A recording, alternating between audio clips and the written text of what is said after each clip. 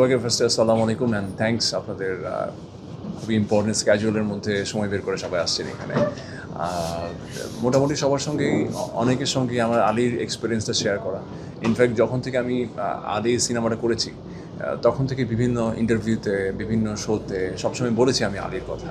কারণ আলী চরিত্রটা করতে গিয়ে সেটা আমার কেরিয়ারে আমার সঙ্গে এত ইম্পর্টেন্টলি সেটা অ্যাটাচ হয়ে আছে।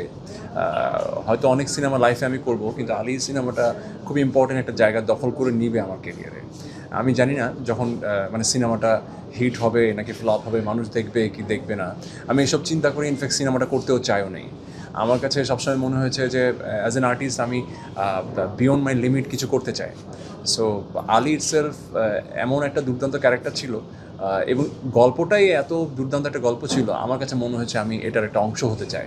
তো সেই জায়গা থেকে আলী চরিত্রটা যখন করার সুযোগ পাই আমি, সো আই ডিড মাই 100%, যাতে মানুষ বিলিভ করে যে আমি আলী, এবং মানুষ যখন সিনেমা হল থেকে সিনেমাটা দেখে বের হবে ওরা যাতে খুবই দুর্দান্ত একটা ইম্প্যাক্ট নিয়ে বের হয়, খুব ভালো একটা ফিলিংস নিয়ে বের হয়।